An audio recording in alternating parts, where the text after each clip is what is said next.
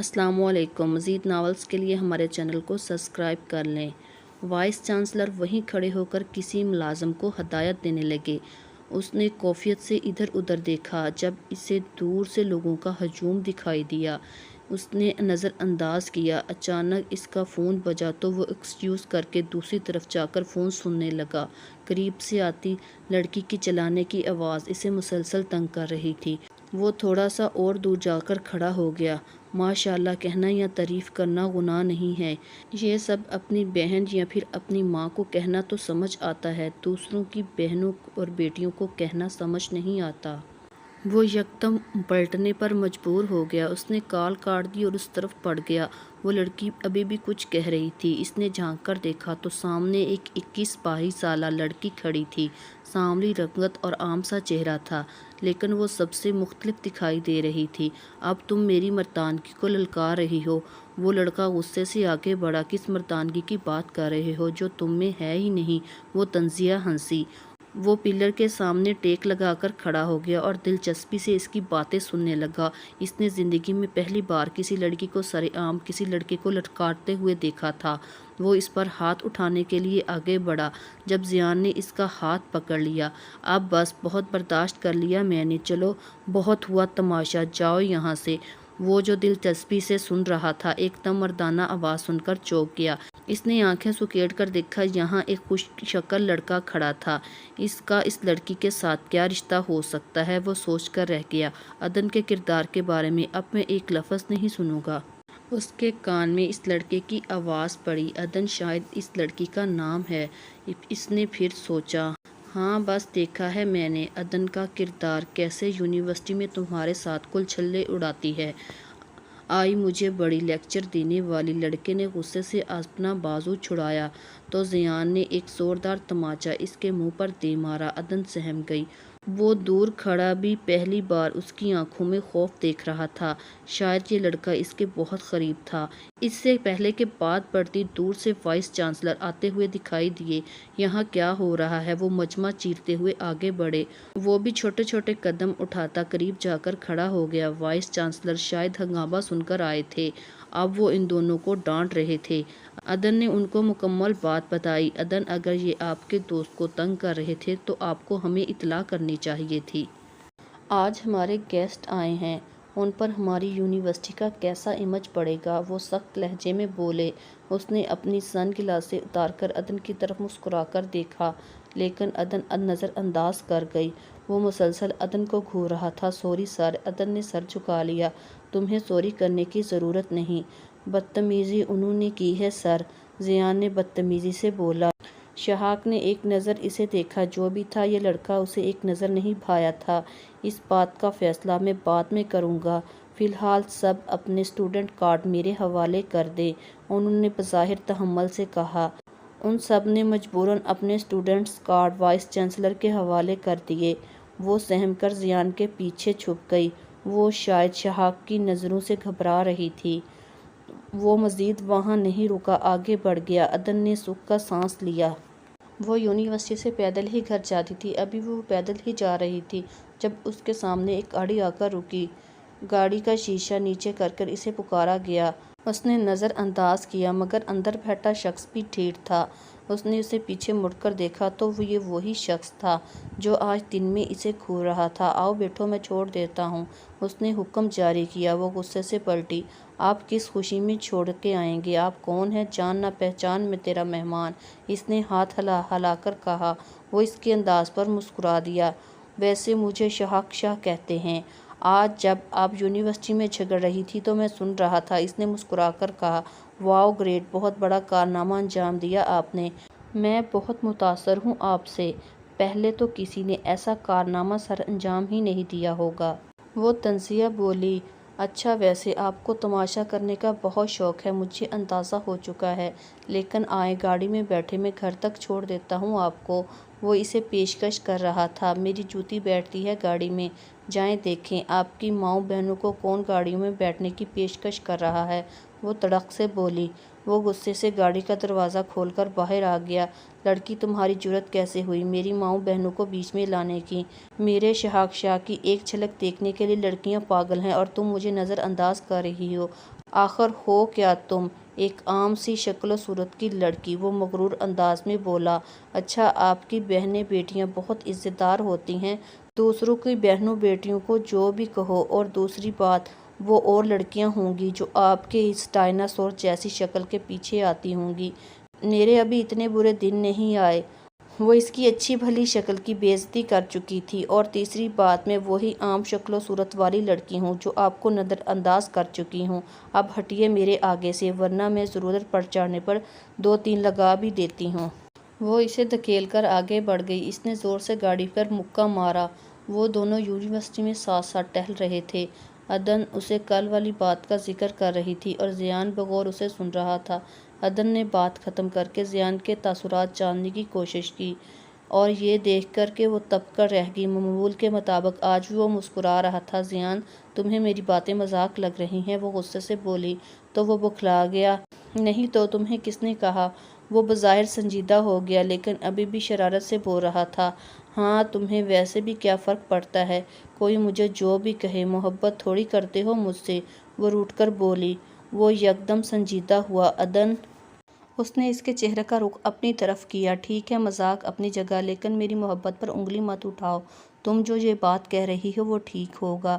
کوئی آوارہ ٹائپ بندہ، اور تم نے سنا دی نا اسے۔ پھر اگر کسی سے تمہاری وجہ سے جھگڑا ہوتا تو تم ہی روکتی ہو۔ تم بتاؤ میں کیا کروں؟ وہ محبت سے اس کی آنکھوں میں دیکھ رہا تھا۔ کچھ نہ کرو، بس اپنی لائف کے ساتھ سنجیدہ ہو جاؤ۔ وہ ابھی تک ناراض تھی۔ اچھا بابا، سوری۔ اس نے اپنے کان پکڑ کر اس سے معذرت کی تو عدن مسکرا دی۔ آئی لو یو، وہ محبت سے بولا۔ بٹ آئی ہیٹ یو، وہ شرارت سے بولی۔ لیکن آئی لو یو ٹو، اس نے مسکرا کر کہا۔ سیشن کلوز ہو گیا ہے، تم پھر گاؤں چلے جاؤ گی کیا؟ وہ یکدم اداس ہوا۔ یہ ان کا آخری سیشن تھا۔ ان کا بی ایس سی کلیئر ہو چکا تھا، اب بس ڈگری لینے آنا تھا۔ ہاں، جا تو رہی ہوں، اس نے اپنی کتابیں سمیٹتے ہوئے کہا۔ اب یہاں رہنے کا کیا فائدہ؟ یونی لائف تو ختم ہو چکی ہے، اس نے مطمئن سے انداز میں کہا۔ ہوں، اس نے مخصوص ہو ہی کہا۔ عدن اس کے چہرے کی طرف دیکھ رہی تھی۔ وہ بہت اداس لگ رہا تھا۔ کیا ہوا زیان؟ وہ وجہ جانتی تھی، پھر بھی پوچھے بنا نہیں رہ سکی۔ بس عدن، میرا دل نہیں چاہ رہا تم اس بار گھر جاؤ، اس نے مایوس سے انداز میں کہا۔ عدن جب بھی جاتی زیان اداس ہو جاتا تھا، مگر اس نے ایسے کبھی ضد نہیں کی تھی۔ کیا ہو گیا ہے زیان؟ گھر نہ جاؤں؟ میں تو یہاں پڑھنے آئی تھی، اب ہو چکی پڑھائی تو ابو یہاں تھوڑی رہنے دیں گے؟ پہلی بار تھوڑی گھر جا رہی ہوں، اس نے اسے بہلانے کی کوشش کی۔ آخری بار جا رہی ہو؟ پہلی تو امید تھی تم واپس آ جاتی ہو، اب تو وہ بھی نہیں ہے، اور پتہ نہیں کیوں عدن اس بات میرا دل نہیں مان رہا۔ لیکن وہ اسی طرح افسردہ تھا۔ تم کب سے دل کی سننے لگے؟ اس نے اس کا مذاق اڑایا۔ جب سے تم سے محبت ہوئی ہے عدن، قسم سے تمہیں کھونے سے بہت ڈرتا ہوں، وہ کسی سہمے ہوئے بچے کی طرح کہہ رہا تھا جسے اپنی من پسند چھن جانے کا خطرہ ہو۔ اچھا تو تم نے کیا کیا میرے ساتھ؟ ٹائم پاس کیا؟ شادی نہیں کرو گے؟ وہ تشویشی انداز میں بولی۔ میں نے کب کہا؟ شادی کیوں نہیں کروں گا؟ تم میری ہو، تمہیں کوئی الگ نہیں کر سکتا، وہ پراعتماد لہجے میں بولا۔ اور عدن، اب میں بالکل دیر نہیں کروں گا، انہی دنوں میں امی سے بات کروں گا، اور جب تم ڈگری لینے آؤ گی نا تو اپنے وعدے کے مطابق تمہارے گھر رشتہ بھیج دوں گا۔ وہ ایک دم سے خوش ہوا تھا۔ تو پھر کیا مسئلہ ہے؟ فی الحال ہم موبائل پر رابطے میں رہیں گے، جیسے ہی تمہاری جاب پکی ہو جائے گی تو رشتہ لے آنا۔ اس نے جیسے مسئلہ ہی حل کر دیا۔ جاب سے یاد آیا۔ اچھا زیان، جاب کا کیا ہوا؟ اس نے جوش سے پوچھا۔ میں نے انٹرویو دے دیا تھا، اب بس ڈگری کی ضرورت ہے، اس نے نارمل انداز میں کہا۔ چلو اچھی بات ہے۔ وہ دوسری طرف دیکھنے لگی۔ کچھ دیر خاموشی برقرار رہی۔ تھوڑی دیر بعد پھر زیان کی طرف متوجہ ہوئی۔ پتہ ہی نہیں چلا یہ 4 سال کیسے گزر گئے، وہ مایوس کن لہجے میں بولی۔ مجھے بہت پتہ چلا، یہ 4 سال تمہارے روٹھنے اور میرے منانے میں گزر گئے، وہ قہقہ لگا کر ہنسا۔ ویسے زیان، اتنی جلدی ہو گیا سب؟ اب میں بہت جلد تمہارے گھر آنے والی ہوں۔ اس نے ہاتھ ٹھوڑی کے نیچے ٹکا کر اسے دیکھا۔ ہاں، میرا جینا حرام کرنے، اس کی زبان سے پھسل گیا۔ نتیجہ وہ جانتا تھا، وہ اس کے سر پر اپنی کتابیں مار کر ناراض ہو چکی تھی۔ وہ منانے میں اس کے پیچھے بھاگا تھا۔ وہ تیزی سے حویلی میں داخل ہوا تو سامنے آتی مہرو سے ٹکرا گیا۔ مہرو نے چونک کر دیکھا تو سامنے شہاک کھڑا تھا۔ نظر نہیں آتا، اندھی ہے کیا؟ اس نے مہرو کو گھورا۔ ہاں، تمہیں دیکھ کر ہو جاتی ہوں، وہ بڑبڑائی۔ مہرو، جو بولنا ہے اونچا بولا کرو، مجھے آہستہ سنائی نہیں دیتا، وہ جھنجھلا کر بولا۔ اندھی نہ ہو تو؟ وہ ہمیشہ ہی مہرو کی چھوٹی سی بات کو بڑھا دیتا تھا۔ تم جو بھی کہو، آج نہیں لڑوں گی تمہارے ساتھ، آج میں ویسے بھی بہت خوش ہوں۔ اس نے مسکرا کر شہاک کی طرف دیکھا۔ کیا ہوا؟ تمہاری بات پکی ہو گئی ہے؟ شہاک نے صوفے پر پرچمان ہو کر لمبا سانس لیا۔ تمہیں کیسے پتہ چلا؟ وہ اچھل پڑی۔ مطلب بڑے شاہ جی نے شہاک کو بتا دیا تھا؟ کیا سچ میں؟ وہ بھی ایک دم سیدھا ہو گیا۔ ہاں، کیوں، تمہیں نہیں پتا؟ وہ حیران ہوئی۔ نہیں تو میں نے تو ایسے ہی کہہ دیا تھا۔ کس سے ہوئی بات پکی؟ اس نے لاپرواہی سے کہا۔ جواب میں وہ شرمانے لگی۔ بولی کچھ نہیں۔ شہاک نے ایک نظر اسے دیکھا۔ تم مجھ سے ایسے شرما رہی ہو جیسے مجھ سے ہی تمہاری بات پکی ہوئی ہے۔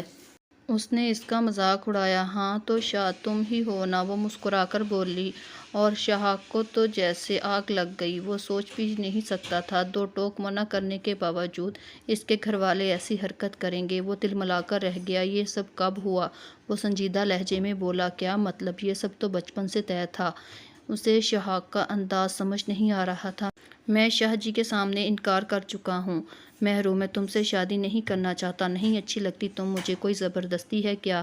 میری اپنی زندگی ہے، اس کے فیصلے کرنے کا حق مجھے ہے۔ خام خواہ مسلط کر رہا ہے تمہیں مجھ پر۔ وہ مہرو کی تذلیل کر رہا تھا۔ مہرو کو اپنی آنکھیں نم ہوئی محسوس ہوئیں۔ بات سنو، تم انکار کر دو یا گھر والوں کو مجھے ذرا بھی پسند نہیں، ہماری زندگی ساتھ نہیں چل سکتی۔ اس نے جان چھڑانے والے انداز میں کہا، اور مہرو کی برداشت اتنی ہی تھی۔ بس شاہ، بہت تذلیل کر چکے تم میری، اب میں ایک لفظ نہیں سنوں گی۔ بس اگر اتنی ہی پرواہ ہے نا اپنی عزت کی تو خود اس رشتے سے انکار کر دو، ورنہ بہت برا ہوگا۔ وہ اس کے نازک دل اور خوابوں کو روند کر آگے بڑھ گیا تھا، اور مہرو کو ان ٹوٹے خوابوں کی کرچیاں اپنے ہاتھوں سے کب تک چننی تھی یہ خود بھی نہیں جانتی تھی۔ وہ ایک لکڑی کے پرانے سے دروازے پر دستخط دے رہی تھی۔ تھوڑی دیر بعد دروازہ کھلا اور ایک ڈھیر عمر عورت نے دروازے سے جھانک کر دیکھا، اور تھوڑی دیر بعد اس کے تاثرات فوراً بدلے۔ ہائے عدن، میری بچی آ گئی۔ خوشی کے مارے ان سے بولا نہیں جا رہا تھا۔ اندر آنا، 3 مہینے گزر گئے تجھے دیکھے ہوئے۔ وہ خوشی سے نہال تھی۔ وہ عدن کو لے کر اندر آئیں۔ اماں، ابا کدھر ہیں؟ اس نے ادھر ادھر نظر دوڑائی۔ تیرا ابا حویلی گیا ہے۔ کیوں؟ آج تو ابا کو گھر پہ ہونا چاہیے تھا، اس نے چارپائی پہ بیٹھتے ہوئے کہا۔ وہ بڑے شاہ جی کا پوتا ہے نا، وہ خیر سے باہر سے پڑھائی مکمل کر کر آ چکا ہے، بہت سونا منڈا ہے، بھلا سا نام ہے اس کا۔ وہ اپنے دماغ پر زور ڈالتی ہوئی بولی۔ ہاں، شہاک شاہ، اور مہرو بی بی کی شادی کی تیاریاں شروع ہیں ادھر تو تیرا ابا آج کل تیاری میں مدد کر رہا ہے، انہوں نے سرسری انداز میں بتایا۔ شاہ جی کے پوتے کا ذکر وہ کئی بار گاؤں کی لڑکیوں سے سن چکی تھی، یہ بھی کہ گاؤں کے آدھے سے زیادہ لڑکیاں اس سے شادی کی خواہش مند ہیں، لیکن اس نے آج تک اسے نہیں دیکھا تھا، کیونکہ وہ پڑھائی کے لیے ملک سے باہر ہوتا تھا اور عدن بھی زیادہ شہر کے ہاسٹل میں رہتی تھی، اس لیے کبھی اس نے اسے نہیں دیکھا۔ لیکن تقریباً پورا گاؤں جانتا تھا شاہ جی اپنے پوتے اور پوتی کی شادی کر دیں گے، اس میں کوئی نئی بات نہیں تھی۔ اس نے صرف سر ہلایا۔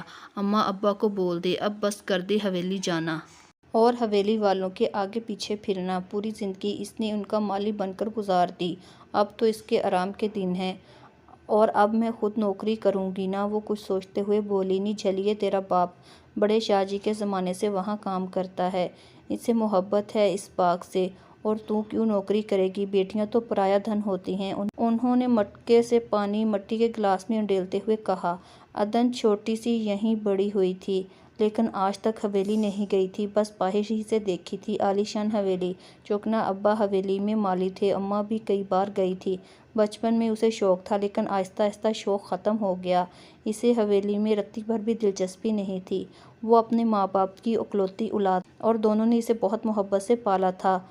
اب وہ ابا کی نوکری چھڑوانا چاہتی تھی، لیکن وہ رضامند نہیں تھے۔ جب بھی وہ گاؤں آتی اس معاملے پر بحث ضرور کرتی، لیکن بے سود جاتی۔ اس دفعہ اس نے پختہ ارادہ کر لیا تھا۔ اچھا امی، میں آرام کرنے جا رہی ہوں، ابا آئے تو جگا دینا، کہہ کر وہ کمرے میں چلی گئی۔ وہ گاڑی بلا وجہ گاؤں کی کچی سڑک پر دوڑا رہا تھا۔ کچھ تو وہ لڑکی اس کے دماغ سے نہیں نکل رہی تھی، اور دوسرا مہرو اس کے گلے کا توق بن رہی تھی۔ گاڑی چلتے چلتے اچانک فراٹیں بھرنے لگی، اور ایک دم رک گئی۔ اس نے سٹارٹ کرنے کی کوشش کی لیکن سٹارٹ نہ ہوئی۔ آخر وہ گاڑی سے اترا اور ڈگی کھولی۔ دھواں پھیل گیا۔ غالباً گاڑی کا انجن گرم ہو چکا تھا۔ اس نے گاڑی میں دیکھا لیکن پانی کی بوتل خالی تھی۔ اس نے آنکھوں کو ادھر ادھر گھمایا۔ یہاں آبادی نہ ہونے کے برابر تھی۔ دور کہیں ایک دو گھر دکھائی دے رہے تھے۔ اس نے بھی یہیں خراب ہونا تھا۔ اس نے غصے سے گاڑی کو ٹھوکر ماری اور چلتا ہوا آبادی کی طرف جانے لگا۔ وہ گھروں کا جائزہ لے رہا تھا جب اچانک ایک گھر کا دروازہ کھلا اور اس پر کوڑا پھینک دیا گیا۔ شاید اندر کھڑی شخصیت نے اپنی طرف سے تو گھر کے باہر پھینکا تھا۔ وہ اس کے باہر کھڑے ہونے سے بے خبر تھی۔ وہ تلملا کر جیسے ہی آگے بڑھا، نیچے پڑے کیلے کے چھلکے کی وجہ سے پھسل کر کیچڑ میں گر گیا۔ کیچڑ نے اس کے سفید لباس کے ساتھ لگ چکا تھا۔ وہ غصے سے اٹھا اور پورے زور لگا کر سامنے والا دروازہ کھڑکایا۔ عدن گھر میں اکیلی تھی۔ ابا صبح حویلی جا چکے تھے۔ اماں پڑوس میں سلائی والے کپڑے دینے گئی تھی۔ ابھی وہ گھر کی صفائی کر کے آرام کے غرض سے لیٹی تھی۔ دروازے کے اس طرح بجنے پر وہ گھبرا کر اٹھی۔ ابا تو اس وقت گھر آتے نہیں تھے۔ اماں بھی اس طرح دستک نہیں دیتی تھی۔ دروازے پر دستک دینے والا سانس بھی نہیں لے رہا تھا۔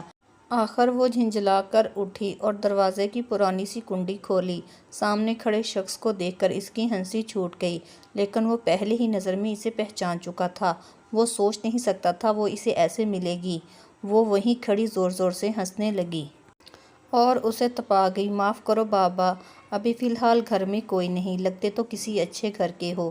جاؤ کوئی کام دھندا کرو، بس مانگنے کی لت ہے تم لوگوں کو، کہہ کر دروازہ بند کرنے لگی تھی۔ جب اس نے ہاتھ سے دروازہ پکڑ لیا، تمہیں میں فقیر نظر آ رہا ہوں؟ ایک تو مجھ پر کیڑا پھینکا اور دوسرا تمہارے ہی پھینکے ہوئے کوڑے کی وجہ سے میری حالت ہوئی، تیسرا تم مجھے فقیر کہہ رہی ہو، جانتی ہو میں کون ہوں؟ وہ غصے سے اس کے قریب آ کر بولا۔ اس نے چونک کر دیکھا، سامنے کھڑی شخصیت کو پہچان گئی۔ تم یہاں کیا کر رہے ہو؟ اس کا حیرت سے منہ کھل گیا۔ میرا برا وقت لے آیا مجھے یہاں، تم یہاں کیا کر رہی ہو؟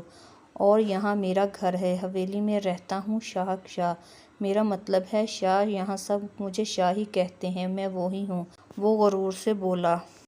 تو اس کا قہقہ بلند ہوا۔ چپ کرو شاہ، شکل سے تو بندر ہی دکھائی دے رہے ہو اس وقت۔ اس نے اس کی نقل اتاری۔ ہاں تم نے ہی یہ کارنامہ سر انجام دیا ہے۔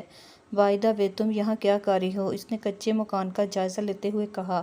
یہ میرا گھر ہے اور اب آپ یہاں سے جائیں، اس نے رکھائی سے کہا اور دروازہ بند کرنے لگی۔ او ریلی، سچ میں تم اس گاؤں کی ہو؟ وہ خوشی اور حیرت سے ملے جلے تاثرات سے بولا۔ کیوں، آپ ایسی شکل لے کر اس گاؤں کے ہو سکتے ہیں، میں نہیں ہو سکتی؟ اس نے اس کی شکل کا ایک دفعہ پھر مذاق اڑایا۔ اب ایسی بھی بات نہیں ہے، اتنا ہینڈسم ہوں، پورے گاؤں کی لڑکیاں مرتی ہیں میرے پیچھے۔ وہ کہاں اپنی تذلیل برداشت کر سکتا تھا؟ وہ نہ اصل میں عورت ذات کبھی کبھی بے وقوفی کر جاتی ہے۔ اور اب بس آپ جائیں یہاں سے ورنہ میں دھکے دے کر نکال دوں گی۔ اس نے دھمکی دی۔ اچھا جا رہا ہوں لیکن اس حالت میں تو نہیں جا سکتا، تم ہاتھ منہ ہی دھلوا دو پلیز، اس نے ریکویسٹ کی تو عدن کا دل پگھل گیا۔ جو بھی تھا وہ بڑے شاہ جی کا پوتا تھا اور بڑے شاہ جی کے ان پر بہت احسانات تھے، اگر ابا کو پتہ چل گیا تو وہ ناراض ہوں گے، یہی سوچ کر وہ پانی لے آئی۔ یار میرے ہاتھ گندے ہیں، تم پانی ڈال دو۔ اس نے ہاتھ آگے بڑھائے تو عدن چپ چاپ اس کے ہاتھوں میں پانی گرا دیا، پھر اسے تولیہ لا کر دیا۔ اب جائیں، اس نے اس کے ہاتھ سے تولیہ لیتے ہوئے کہا۔ وہ چپ چاپ جانے لگا جب اچانک سے پیچھے مڑا۔ سنو، اس دن وہ لڑکا کون تھا تمہارے ساتھ؟ اس نے نارمل انداز میں پوچھا۔ آپ کو مطلب کوئی؟ وہ سختی سے بولی۔ تھوڑی دیر پہلے تو کوئی مطلب نہیں تھا لیکن اب ہو گیا ہے، وہ زومینی لہجے میں بولا۔ وہ اس کے قریب آنے لگا تو اس کا دل زور سے دھڑکا۔ شاہ کو اچھی لگی ہو تم، اس نے اس کے کان میں سرگوشی کی۔ میں تمہارے جیسے امیر زادوں کو اچھی طرح جانتی ہوں، مجھ سے ایسی کوئی امید مت رکھنا۔ اب آپ عزت سے یہاں سے دفع ہو رہے ہیں یا ایک منٹ؟ اس نے شاہ کو بازو سے پکڑ کر دروازے سے باہر کیا۔ آئندہ اپنی شکل مت دکھائیے گا، اس نے غصے سے کہہ کر کھڑک سے دروازہ بند کر دیا۔ وہ اس کے اسی انداز پر مسکرا دیا۔ یہاں کوئی اور ہوتی تو شاہ اسے ایسی سزا دیتا ہمیشہ یاد رکھتی، لیکن وہ عدن تھی جو شاہ کے دل میں بس چکی تھی۔ وہ جیسے ہی گھر میں داخل ہوا ایک دم اس کا سامنا نگین شاہ سے ہو گیا۔ وہ اتنے دنوں سے اس سے چھپ رہا تھا، آج ایک دم سے وہ اس کے سامنے آئی تو وہ بوکھلا گیا لیکن اس نے ظاہر نہیں کیا، آگے جانے لگا جب پیچھے سے ان کی آواز نے اس کے قدموں کو بریک لگا دی۔ جمعے کو تمہارا نکاح ہے، انہوں نے سپاٹ لہجے میں کہا۔ تو شاہ نے پلٹ کر ایک غضیلی نظر ان پر ڈالی۔ کس سے پوچھ کر کیا جا رہا ہے یہ نکاح؟ وہ سوالیہ انداز میں پوچھ رہا ہے۔ تم جانتے ہو اس گھر کے سب اہم فیصلے شاہ جی کرتے ہیں، انہوں نے جتا کر کہا۔ وہ اچھا، دوسروں کی زندگی کے فیصلے کرنے کا اختیار انہیں کس نے دیا؟ وہ بدتمیزی پر اتر آیا۔ شاہ اپنی حد میں رہو، ایک کڑکدار آواز گونجی۔ کمرے میں کھڑی ساری باتیں سنتی مہرو نے نم آنکھوں سے بڑے شاہ جی کو دیکھا۔ شاہ شرمندہ ہو گیا۔ ہم کب سے دیکھ رہے ہیں، تم ہمارے بہت سے فیصلوں پر اعتراض اٹھا چکے ہو، اتنے خود سر کب سے ہو گئے ہو شاہ، انہوں نے سختی سے کہا۔ شاہ جی آپ کی بات ٹھیک ہے، لیکن میری پوری زندگی کا فیصلہ ہے، اس نے احتجاج کیا۔ ہم تمہارے بڑے ہیں، کیا برا فیصلہ کیا ہے تمہارے بارے میں؟ وہ تھوڑے نرم پڑ چکے تھے۔ نہیں شاہ جی، لیکن وہ میں مہرو کو پسند نہیں کرتا۔ ایک آنسو ٹوٹ کر مہرو کی آنکھ سے بہہ گیا۔ وہ اپنی مزید تذلیل برداشت نہیں کر سکتی تھی۔ وہ تیزی سے باہر نکلی۔ بڑے شاہ جی اب بس کریں، اب اور نہیں، آپ زبردستی کیوں کر رہے ہیں اس کے ساتھ، اس نے ضبط کرتے ہوئے کہا۔ مہرو آپ خاموش رہیں، مجھے بات کرنے دیں۔ ہاں شاہ بتاؤ، کوئی مسئلہ ہے تمہارا؟ کس چیز کی کمی ہے مہرو میں؟ ایسی کون سی لڑکی ہے جو مہرو کا مقابلہ کر سکے؟ ان کے لہجے میں مہرو کے لیے فخر تھا۔ میں نے کب ایسا کہا شاہ جی کہ مہرو میں کوئی کمی ہے؟ میں یہ کہہ رہا ہوں وہ مجھے اچھی نہیں لگتی۔ جذبات میں کوئی زبردستی نہیں ہوتی۔ میں چاہ کر بھی مہرو سے محبت نہیں کر سکتا۔ میں اس سے شادی کروں گا جس سے میں ٹوٹ کر محبت کروں گا۔ اس نے ایک دفعہ پھر اپنی بات سمجھانے کی کوشش کی۔ شاہ جی، مہرو نے کچھ کہنے کے لیے لب کھولے۔ بڑے شاہ جی نے ہاتھ کے اشارے سے اسے روک دیا۔ ٹھیک ہے شاہ، اگر تم ایسا چاہتے ہو تو ایسے ہی ٹھیک ہے۔ ہم تمہیں 2 دن کا وقت دے رہے ہیں، لے آؤ کوئی لڑکی مہرو کے مقابلے میں، ہم بھی دیکھیں جس سے تم محبت کرو گے وہ کیسی ہوگی۔ انہوں نے جیسے چیلنج کیا۔ اب چلے جاؤ یہاں سے۔ انہوں نے خود پر قابو پانے کی کوشش کی۔ اور سنو، وہ اس کے قریب آئے، اور اگر تم ہماری مہرو کے مقابلے میں کوئی لڑکی نہ لا سکے تو پھر اس جمعے کو مہرو سے نکاح کرنا پڑے گا۔ انہوں نے جیسے فیصلہ سنایا۔ وہ جانتے تھے پورے گاؤں میں کوئی بھی لڑکی ایسی نہیں جو مہرو کا مقابلہ کر سکے۔ مجھے منظور ہے، شاہ نے آنکھوں میں آنکھیں ڈال کر کہا۔ تو بڑے شاہ جی نے ہاتھ کے اشارے سے اسے جانے کا اشارہ کیا۔ شاہ جانتا تھا اس نے کس کو مہرو کے مقابلے میں لانا ہے، لیکن پہلے اس سے بات کرنا ضروری تھی۔ وہ یہ جانتا تھا جیسے جذبات اس کے بارے میں رکھتا ہے، کیا وہ بھی رکھتی ہے؟ 2 ملاقاتوں میں تو اس نے شاہ کی اچھی خاصی بے عزتی کر دی تھی، اور وہ لڑکا اس کے ساتھ اس لڑکی کا کیا تعلق تھا؟ یہ سارے سوالات اس کے دماغ میں گردش کر رہے تھے۔ اس بات کا جواب وہی لڑکی دے سکتی ہے، لیکن اس کا کیا اس کے گھر جا کر مل سکتا ہوں؟ اس نے سوچا، نہیں، گھر میں تو اس کے ماں باپ بھی ہوں گے۔ ایک اور سوچ آئی، لیکن ہاں، اگر گھر کے اندر نہ جاؤں اور دور بیٹھ کر اس کا انتظار کروں، ہو سکتا ہے وہ باہر نکلے کسی کام کے لیے۔ بہرحال تھی تو کھوکھلی سی امید، لیکن امید پر دنیا قائم ہے۔ یہی سوچ کر اس نے گاڑی کا رخ اس کے گھر کی طرف کر دیا۔ وہ کافی دیر گاڑی کھڑی کر کے ٹکٹکی باندھے اس کے گھر کے دروازے کی طرف دیکھتا رہا، جب اچانک ایک عمر رسید بزرگ دروازہ کھول کر باہر آتے ہوئے دکھائی دیا۔ اس نے چونک کر سن گلاس اتار کر انہیں دیکھا۔ یہ تو حویلی کا مالی تھا۔ وہ انہیں پہچان گیا۔ ان کا یہاں کیا کام؟ اور وہ اب شاہ کی گاڑی کی طرف آ رہے تھے۔ ہاں، اگر وہ شاہ کو دیکھ لیتے تو ہو سکتا اسے گھر لے جانے کی پیشکش کریں، ایسے وہ گھر کے اندر جا سکتا ہے۔ یہی سوچ کر شاہ تیزی سے گاڑی کے باہر نکل کر کھڑا ہو گیا۔ ابھی تک انہوں نے شاہ کو نہیں دیکھا تھا۔ جیسے ہی وہ قریب آئے، شاہ نے اونچی آواز میں انہیں سلام کیا۔ وہ شاہ کو پہچان گئے۔ ارے چھوٹے سرکار، آپ یہاں کیا کر رہے ہیں؟ انہوں نے حیرانگی سے پوچھا۔ کچھ نہیں، وہ کسی کام سے گیا تھا تو واپسی پر گاڑی خراب ہو گئی، ابھی میکینک کو کال کی ہے، آتا ہی ہوگا۔ اس نے جھوٹی کہانی انہیں سنائی۔ آپ بتائیں، یہاں گھر ہے آپ کا؟ وہ گاڑی کے ساتھ ٹیک لگا کر کھڑا ہو گیا۔ جی سرکار، یہ سامنے میرا گھر۔ اگر آپ برا نہ مانیں تو باہر بہت ٹھنڈ ہے، جب تک میکینک نہیں آتا آپ میرے گھر تشریف لے آئیں۔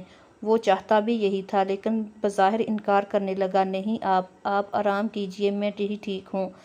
اس نے جھوٹے دل سے انکار کیا۔ نہیں سرکار، میرا دل نہیں مانتا، پتہ نہیں وہ کتنی دیر بعد آئے گا، تب تک آپ آرام کر لیں۔ اچھا ٹھیک ہے، آپ اتنا کہہ رہے ہیں تو میں انکار نہیں کر سکتا۔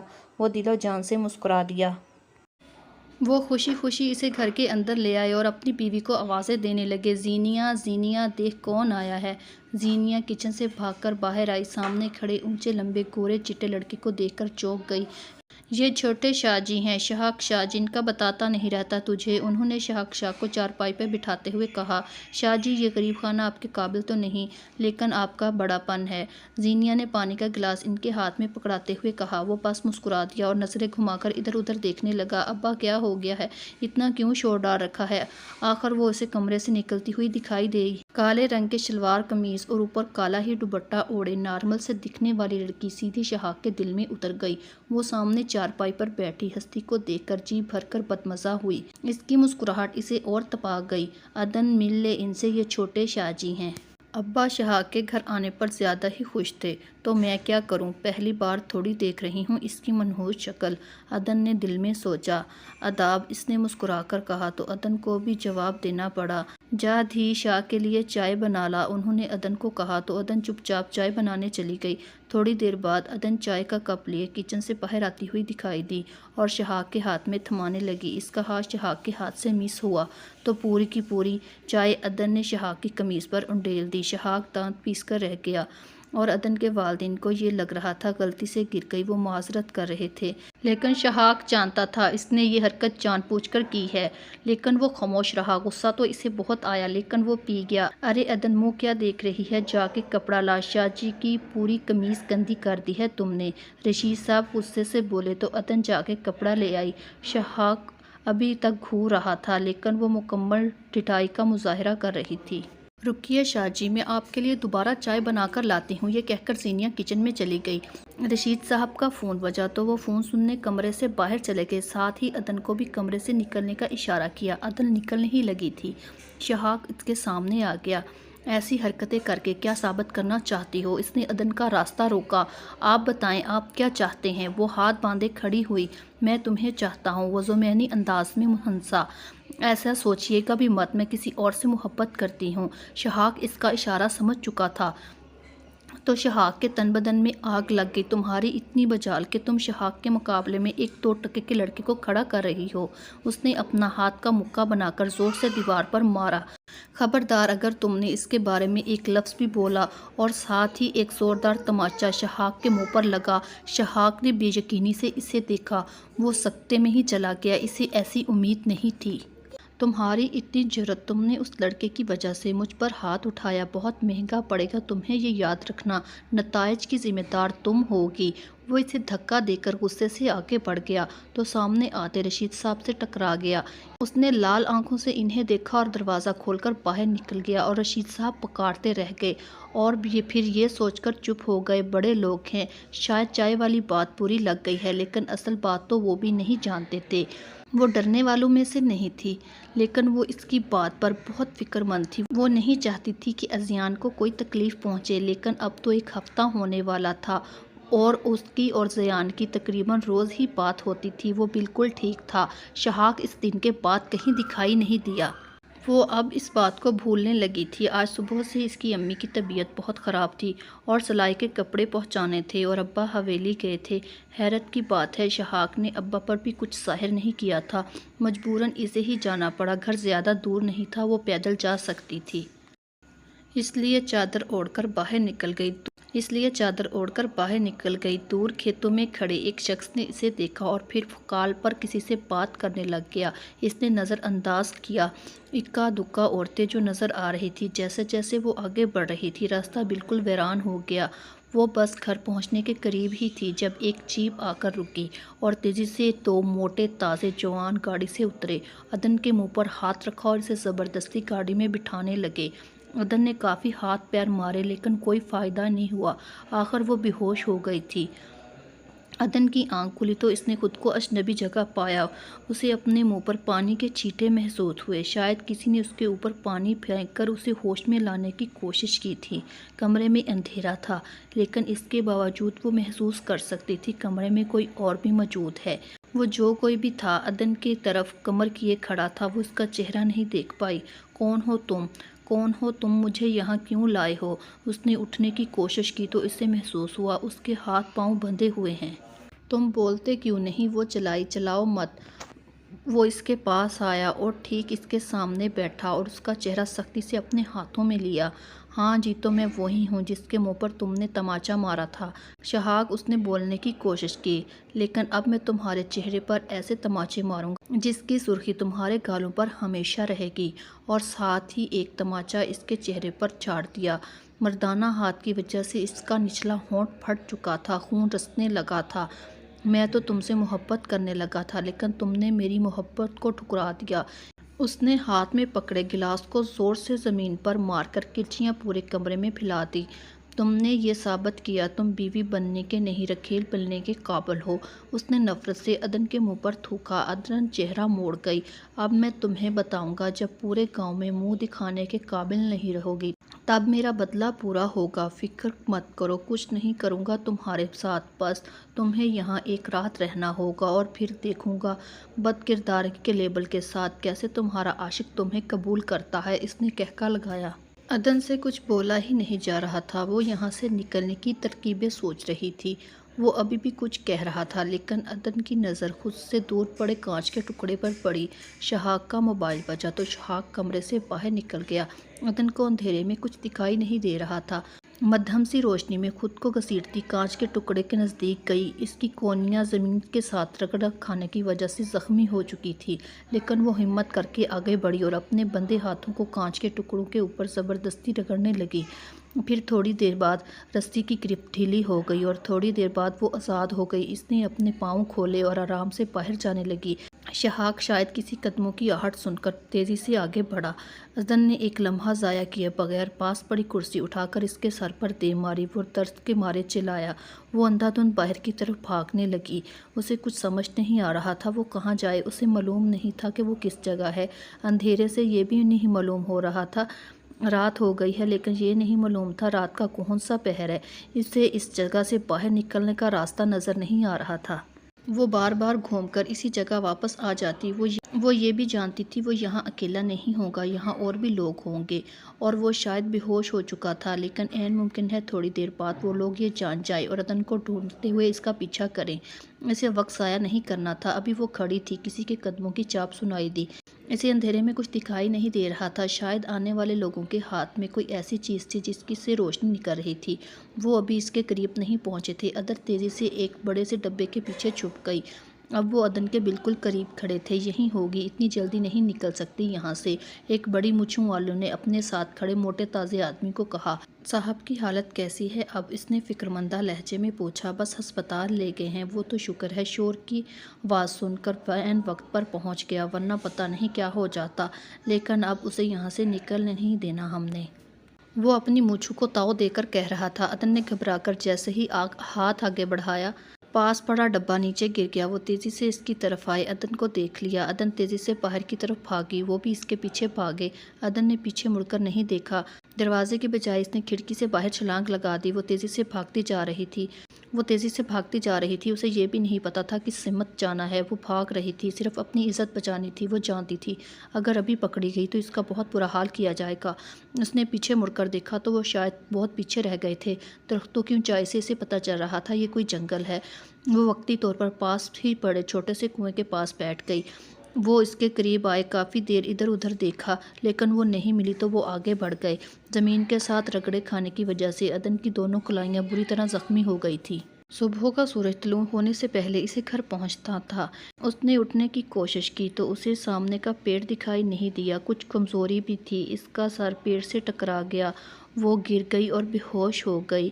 شاہ کو بروقت ہاسپٹل پہنچانے کی وجہ سے اس کی جان بچ گئی تھی۔ اب وہ خطرے سے باہر تھا۔ اس نے کال کر اپنے بندوں کو واپس بلا لیا۔ عدن نہیں ملی تھی، وہ تھی بھی انجان جگہ، پتہ نہیں اپنے گھر پہنچی بھی ہوگی یا نہیں۔ وہ رات سے گھر نہیں گیا تھا، پتہ نہیں حویلی میں ماحول کیسا ہوگا، وہ یہی سوچ رہا تھا۔ معمولی چوٹیں تھیں، ڈاکٹر نے ڈسچارج کر دیا۔ وہ ہسپتال سے نکلا اور گاڑی کا رخ حویلی کی طرف کیا۔ عدن کی آنکھ کھلی تو خود کو ایک انجان جگہ پایا، شاید کوئی ہسپتال تھا یا ڈسپنسری۔ اس نے اپنے سر پر بوجھ محسوس کیا اور ایک دفعہ پھر اسے سب یاد آنے لگا کہ کیسے وہ وہاں سے بھاگی اور پھر گر کر بے ہوش ہو گئی۔ پھر اس کے بعد اسے کچھ یاد نہیں آ رہا تھا۔ ابھی وہ سوچ ہی رہی تھی جب ایک بوڑھی عورت اندر آئی۔ اس کے ہاتھ میں مختلف جڑی بوٹیاں پکڑی ہوئی تھی۔ ایک نرم سی مسکراہٹ چہرے پر سچائی وہ عدن کو دیکھ رہی تھی۔ یا اللہ تیرا شکر ہے اس نے تمہیں زندگی دی، اس نے ہاتھ آسمان کی طرف اٹھا کر کہا۔ عدن نے ناسمجھی سے انہیں دیکھا۔ پورا 1 ہفتے بعد ہوش میں آئی ہو تم؟ انہوں نے اس کے ماتھے پر ہاتھ رکھ کر چیک کیا، شاید بخار تھا۔ 1 ہفتہ، وہ زیر لب بڑبڑائی، وہ جو ایک دن بھی گھر سے باہر نہیں رہنا چاہتی تھی۔ اور کہاں 1 ہفتہ، پتہ نہیں امی ابو کیسے ہوں گے۔ ایک دم اسے خیال آیا، اماں میں نے گھر جانا ہے، میری امی ابو پریشان ہو رہے ہوں گے، وہ کسی چھوٹے بچے کی طرح کہہ رہی تھی۔ نام کیا ہے تمہارا؟ کہاں سے آئی ہو بیٹا؟ میرے شوہر کو شدید زخمی حالت میں قریب ہی کنویں کے پاس ملی تھی تم، کیا ہوا تمہارے ساتھ؟ وہ تفتیشی لہجے میں بولی تو عدن رونے لگی اور ساری بات انہیں بتانے لگی۔ تو یعنی تمہارے گھر والوں کو علم نہیں کہ تم کہاں ہو؟ وہ فکر مند لہجے میں بولی، جی اماں پلیز مجھے میرے گاؤں پہنچا دیں، میرے گھر والے بہت پریشان ہوں گے۔ وہ ایک دفعہ پھر رونے لگی۔ اچھا ٹھیک ہے، تم پریشان نہ ہو، ابھی فی الحال تمہاری حالت ایسی نہیں کہ تمہیں گھر بھیج دیا جائے، لیکن حالات ایسے ہیں کہ تم جتنی جلدی گھر واپس جاؤ اتنا ہی اچھا ہے، میں تمہارے گھر جانے کا بندوبست کرتی ہوں۔ وہ اسے تسلی دے کر اٹھی۔ غضب خدا کا، ایسی بدکردار لڑکی، پیار پیچھے لڑائے اور بھاگ کسی اور کے ساتھ گئی۔ آبدہ بیگم نے کانوں کو ہاتھ لگاتے ہوئے کہا، میں تو تمہاری خوشی کے لیے چلی آئی تھی، چلو میرے بیٹے کی مرضی ہے، لیکن مجھے کیا معلوم تھا وہ محترمہ تو کب کی گھر سے بھاگ چکی ہیں۔ ماں باپ کہتے ہیں اغوا ہوئی ہے، اب عزت بھی تو بچانی ہے۔ وہ اونچی اونچی آواز میں اذیان کو سنا رہی تھی۔ اذیان تو جیسے صدمے میں تھا، وہ ساری باتیں جھوٹ لگ رہی تھی۔ تبھی وہ 1 ہفتے سے اس کا فون نہیں اٹھا رہی تھی اور نہ ہی کسی میسج کا جواب دے رہی تھی۔ آخر اس نے سوچا شاید کسی بات سے ناراض ہو، رشتہ بھیج کر وہ اسے سرپرائز کر دے گا، لیکن وہ جب یہاں پہنچا تو وہاں کے منظر اور حالات ہی کچھ اور تھے۔ عدن 1 ہفتے سے لاپتہ تھی گھر سے، اور تب ہی اس سے رابطے میں نہیں تھی، اور امی کا پارا ہائی ہو گیا تھا۔ وہ بہت کچھ سنا آئی تھی اور ابھی بھی گھر میں اسے چین نہیں آ رہا تھا۔ وہ مسلسل اس کے کردار پر انگلیاں اٹھا رہی تھی۔ امی پلیز اب بس کر دیں، عدن میرے ساتھ ایسا نہیں کر سکتی، وہ محبت کرتی ہے، ہو سکتا ہے کوئی حادثہ پیش آ گیا ہو۔ وہ ایک دفعہ پھر اپنی ماں کو سمجھانے کی کوشش کرنے لگا۔ بس کر دے اذیان، تو ایک لفظ بھی اور اس لڑکی کی حمایت میں مت بولنا، کوئی حادثہ نہیں پیش آیا۔ ایسا بھی کیا حادثہ پیش آ گیا کہ گھر والوں کی یاد بھی نہیں آئی اسے؟ اگر حادثہ پیش آتا تو زندہ ہونے کی نہ سہی موت کی خبر ہی گھر پہنچ جاتی۔ تیرے ساتھ دل لگی کرتی رہی، تو اسے محبت سمجھتا رہا، اب بس تیرا ہو گیا۔ تیرے کہنے پر 1 دفعہ گئی میں اس کے گھر، بے عزتی کروا آئی ہوں۔ اب اگر زیان تو نے اس لڑکی سے رابطہ رکھا تو میرا مرا ہوا منہ دیکھے گا۔ اب میں کسی قیمت پر اس بدکردار لڑکی کو اپنی بہو نہیں بناؤں گی۔ انہوں نے باقاعدہ دھمکی دی، امی میں اس سے محبت کرتا ہوں، مجھے ایک موقع تو دیں امی۔ وہ بے بسی کی انتہا پر تھا، اس کا دل نہیں مانتا تھا عدن ایسا کر سکتی ہے۔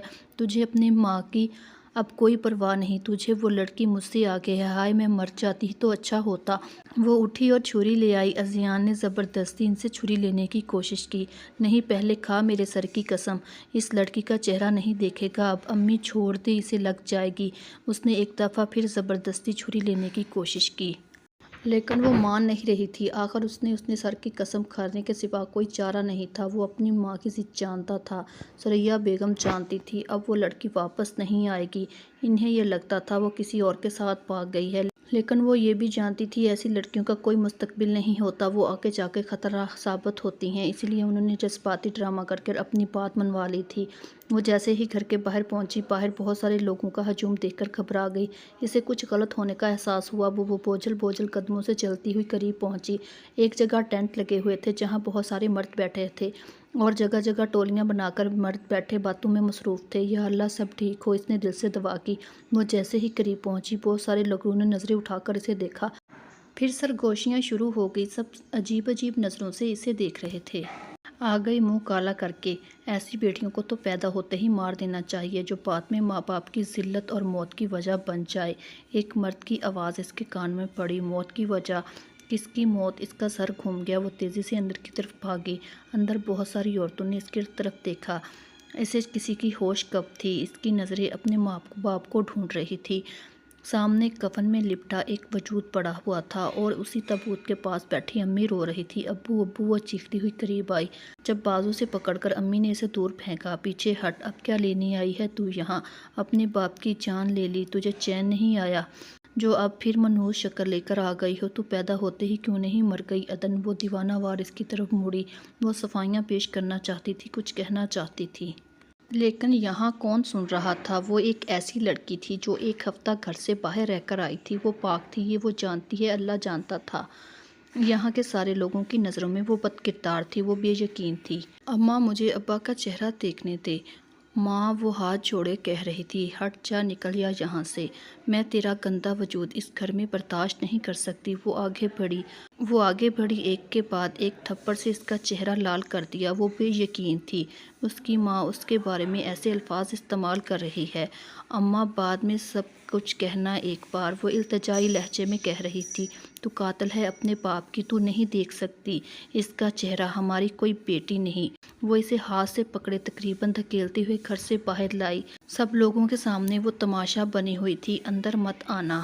زینیا تو جیسے پاگل ہو گئی تھی، وہ وہیں گیٹ پر بیٹھ گئی، آنسو آنکھوں میں جم گئے تھے۔ جب میت غسل کے لیے لے کر جانے لگے تو ایک دفعہ پھر اس نے التجا کی، مجھے میرے ابو کا چہرہ دکھا دے خدا کے لیے۔ وہ تڑپ رہی تھی، یہاں سے اٹھو، اپنا پلیت وجود مت لانا میت کے قریب۔ ایک مرد نے اسے دھکا دیا، جنازہ لے کر جایا گیا۔ وہ تب بھی چیختی منتیں کرتی رہ گئی، ایک دفعہ دیکھنے دیں، میں نے کچھ نہیں کیا، میں پاک ہوں، وہ کہتی رہی۔ عورتیں کانوں کو ہاتھ لگا کر گزر گئی، سب اس پر تھوک رہے تھے۔ وہ پورے گاؤں میں ایک عبرت کا نشان بن گئی تھی۔ عدن کی آنکھوں کے سامنے صبح کا اجالا پھیل گیا، دروازہ اسی طرح بند تھا، کوئی باہر اسے دیکھنے نہیں آیا تھا۔ اس کی ماں، سب رشتہ دار ایک دم پرائے ہو گئے تھے۔ اس کی سوچنے سمجھنے کی صلاحیتیں مفلوج ہو گئی تھی، لیکن ابھی بھی ایک شخص تھا جو اس کا یقین کر سکتا تھا۔ وہ اسے کیسے بھول گئی؟ ایک وہی تھا جو ابھی بھی اس کی بات کا یقین کر سکتا تھا، اس کا ساتھ دے سکتا تھا، لیکن اس کے پاس کوئی موبائل نہیں تھا اور نہ ہی پیسے تھے۔ وہ پی سی او پر جا کر اسے کال کرے۔ گاؤں میں اس وقت ویسے بھی اسے بد چلن سمجھ رہے تھے، کوئی اس کی مدد کرنے کو تیار نہیں تھا۔ پھر بھی وہ ہمت کر کے پی سی او کی طرف جانے لگی۔ ہو سکتا ہے چاچا کو اس پر رحم آ جائے، اس کا رابطہ اذیان سے ہو جائے، وہ اسے آ کر یہاں سے لے جائے۔ ایک امید کے سہارے وہ مرے مرے قدم اٹھاتی دکان کے سامنے جا کر کھڑی ہو گئی۔ چاچا نے ایک نظر اسے دیکھا تو نظریں جھکا لیں۔ وہ اسی طرح کھڑی رہی جب چاچا نے اشارے سے اسے اندر بلایا۔ کیا ہوا، باہر کیوں کھڑی ہو، کچھ چاہیے کیا؟ چاچا نے سرسری انداز میں کہا۔ ہاں چاچا، مجھے ایک کال کرنی ہے، اگر آپ مجھے کرنے دیں۔ اپنی سہیلی سے مدد مانگنی ہے۔ اس نے جھوٹ کا سہارا لیا، میرے پاس پیسے نہیں، لیکن آپ یہ میری بالیاں رکھ لیں۔ اس نے بالیاں کانوں سے اتار کر ان کے سامنے رکھتے ہوئے کہا، نہیں، اس کی ضرورت نہیں، جاؤ بات کر لو۔ شاید انہیں عدن پر رحم آ گیا تھا۔ عدن شکریہ ادا کرتی اندر چلی گئی اور تیزی سے اذیان کا نمبر ڈائل کیا جو زبانی اسے یاد تھا۔ تھوڑی دیر بعد رنگ ہونے لگی۔ عابدہ بیگم نے کچن میں جھانک کر دیکھا، اذیان کا فون بج رہا تھا۔ یہ لڑکا بھی نہ پتہ نہیں کتنا لاپرواہ ہے، آج پھر فون گھر چھوڑ گیا ہے، پھر کہے گا میرے دوستوں کی کال آپ مت اٹھایا کریں، لیکن یہ باز بھی کب آتا ہے، دماغ کھا جاتا ہے۔ وہ بڑبڑاتی ہوئی آگے بڑھی اور موبائل کان کے ساتھ لگایا۔ آگے سے کسی کی لڑکی کی آواز سن کر وہ ٹھٹک گئی، ہیلو اذیان۔